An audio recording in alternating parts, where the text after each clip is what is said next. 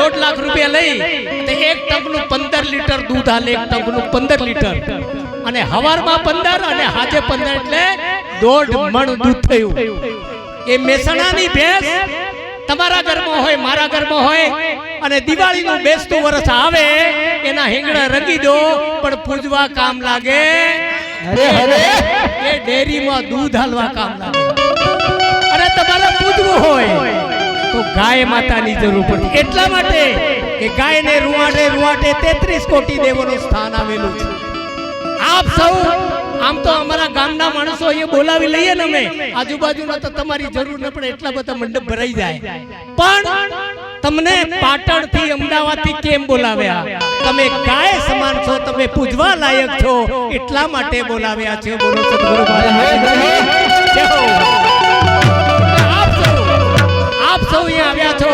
આ જગતની અંદર કોક માણસો ગાય જેવા છે, પૂજવા લાયક છે. કોકને પગે લાગી દો નો તો કાયાનું કલ્યાણ થઈ જાય, ને કોકને પગે લાગી દો હાડા હાથની પનોતી ચડી જાય.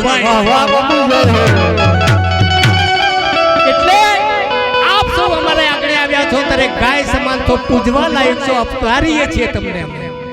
બોલો સદગુરુ મહારાજ કી જય.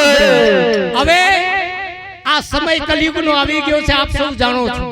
આપ સંત સમાન છો, આપ સૌ સમજદાર છો, એટલે સમજાવવાની કશું જરૂર નથી. પણ જ્યારે સત્સંગનો વારો આવે, સત્સંગ સુર સપાટે સાલે કાયરની સાથી ફાટે, મારા ભક્તો આવો ને વિમાનમાં બેસવા.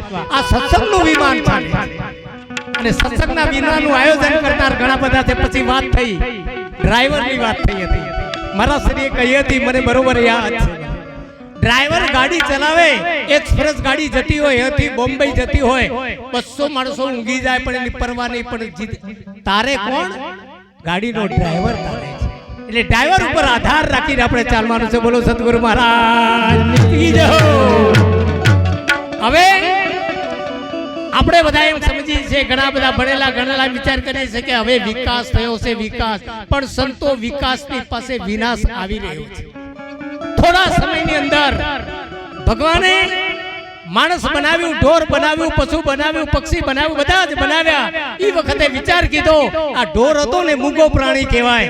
એટલે ભગવાને વિચાર કીધો કે આ મૂગો પ્રાણી છે ને 4 પગ આપો આડાવળી થઈ જાય તો હામો વળી જાય ટેકો મારી. એટલે એને 4 પગ બનાવ્યા અને માણસ સમજદાર થઈને 2 બનાવ્યા. હવે થયું ઊંધું. ભગવાન વિચારમાં પડી ગયો કે આ 2 પગ વાળો હવળો જાય, 4 પગ વાળો હામો જાય. આ તકલીફ થઈ જશે. સ્વજનો, આ સંત હશે ને સંતો ભૂમિ રસાતળની જવાની તૈયારી કરી રહી છે, પણ આવા સંતો બેઠા છે તો ગોહના લારે પીપળો બળી જાય એનાથી ટકી રહી છે. બોલો સદગુરુ મહારાજ કી જય. પણ જનની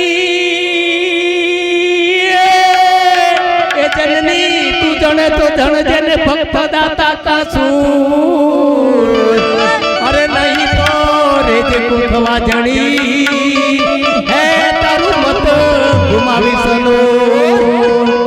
આમ સંતો ઋષિ મુનિઓ બનાવી કહે છે કે હે જગતની માતાઓ, તમને દીકરા જણવાની ઈચ્છા થાય, ભક્ત દાતા કા સુર, આવા 3 ગુણવાળા જણજે, એના કરતા નહીં તો રેજે કુખવા જણી તારું મત ગુમાવી સનો. બોલો સદગુરુ મહારાજ કી. હવે ભજન બોલવાનું તો આડાવડી થઈ જાય. અહીંયા ગુરુદેવ બેઠા છે ત્યારે એના ચરણોમાં વંદન કરીને મારી વાણીની શરૂઆત કરું છું. ક્યાંક આડાવડી થઈ જાય તો પછી એક મહારાજ કહેતા માફ નહીં કરતો, હું માફ કરવાનું કહું છું અને માફ કરતા રહેજો. સદગુરુ મહારાજ કી. સંતાના કે સંતાના સંતપણા રે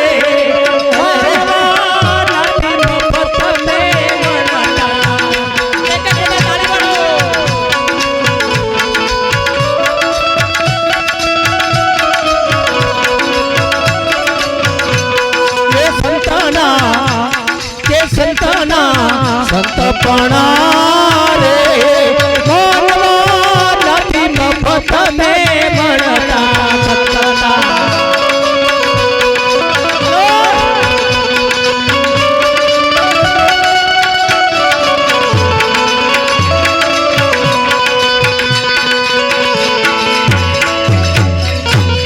સદગુરુ મહારાજ કી જય. તમે બધા બેઠા છો, હું ઊભા રહીને બોલું છું એટલે મને ખબર છે, પણ મારે તમને ઈ કેવું છે, બોલો નહીં તો વાંધો નહીં, તાળી નહીં પણ તો વાંધો, પણ માથું તો હલાવજો થોડું થોડું, એટલે ઈ બેઠા છે એમ તો ખબર પડે. માથું હલાવતા રહેજો. માથું હલાવવાનું કારણ એક છે કે આ ભજનની અંદર તાલ, રાગ અને વૈરાગ આવશે તો ભજનની મજા આવશે, અને તમે તાળી પાડશો તો જાડો માણસો પાતળો થઈ જાય, યોગ કરવા નહીં જવું પડે. અને પાતળા હોય એ જાડા થઈ જાય, એ બે કામ થાય એટલે પાડતા રહેજો. બોલો સદગુરુ મહારાજ કી. ઓરે ને સંતના સંત તાળી પાડો. ઓરે ને સંતના સંત પણા રે મનવા નથી મફત ને મળતા.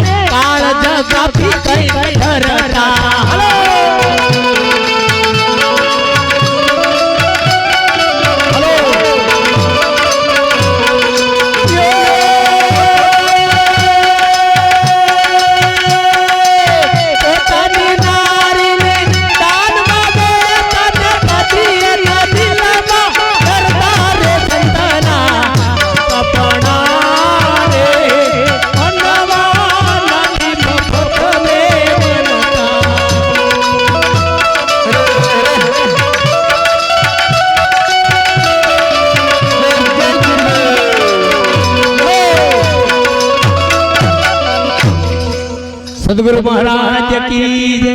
આમ થોડી થોડી વારે બંધ રાખવાનું કારણ છે વગાડનાર થાકી નહીં જાય ને એટલા માટે.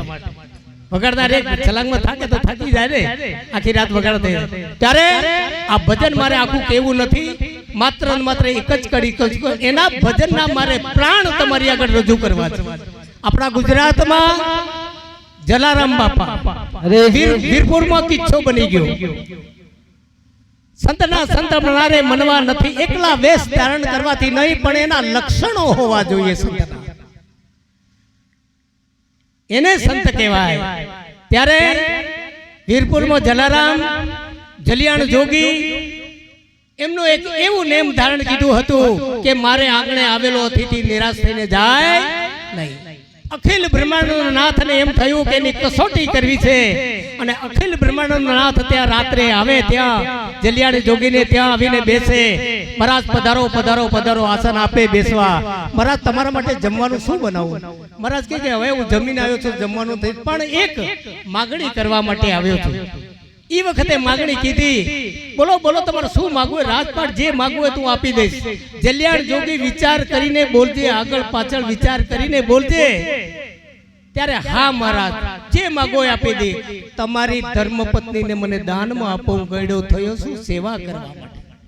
તમે વિચાર કરો, ઈ જગ્યાએ તમે ને હું હોય તો કેવી પરિસ્થિતિ થાય, વિચાર કરો. કે ધર્મપત્નીનું જેની માગણી કરતા હોય, આપણે જેવા તો કવાડો લઈને ઉભા થાય. હું વાત કરું છું. ત્યારે એમને એમ કહ્યું કે પ્રભુ આપણી ઈચ્છા, તમે અહીંયા બેસો. અને વીરબા અંદર દળનું દળે છે ઘંટીમાં. ત્યારે જેને કે વીર દેવી જરા ઘંટી બંધ રાખજો. બોલો પતિરાજ શું છે? તો બાણે સંત આવ્યા છે અને તમારી માગણી કરે છે, મેં તમને દાનમાં દીધા છે, એટલે તમે ઊભા થાઓ. તરત જ વીરબા ઊભા થાય અને ત્યાંથી એક એક ડગલું મારી આગળ જલારામ અને પાછળ વીરબા જાય છે. મહારાજને તે અખિલ બ્રહ્માંડનો નાથ બ્રહ્માના સાધુના વેશે આવ્યો તો એમને કીધું કે લો મહારાજ એને દાનમાં સ્વીકારો. એમના ધર્મપતિને દાનમાં દીધા. દાનમાં દીધા. એક એક ડગલું ભરીને હેડે. એટલી વારમાં થોડી વારમાં પાછું વળી અને વીરબાઈ થોડો પાથરી અને જલાણ બાપાને એમ કહ્યું કે હે જલિયાણ જોગી, મારા પતિરાજ, હું મારા બાપના ઘરેથી પરણીને આવી હતી, તેથી ક્યાંક ભૂલ ચૂક તમારી સેવામાં થઈ ગયું તો મને ક્ષમા કરજો. તમે વિચાર કરો, એ હજારો વર્ષ પહેલાની વાત હોય, આજ વાત થતી હોય ને આપણું હૃદય ભરાતું હોય તો એ વખતે પરિસ્થિતિ કેવી હશે.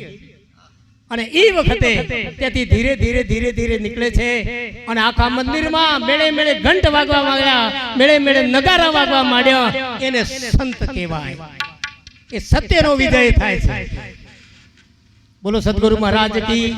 અને જલિયાણ જોગી આગળ જતા જતા, સંત આગળ જતા હતા, જલિયાણ જોગી પાછા વળી ગયા અને વીરબાને ત્યાં બેસાડી, તમે બેન વીરબા તમે અહીંયા બેસો, પાછો આવો છો એમ કરીને ગયા, આજ સુધી આવ્યા નથી. એટલે સ્વજનો સંતોની પરીક્ષા થાય, કેને થાય?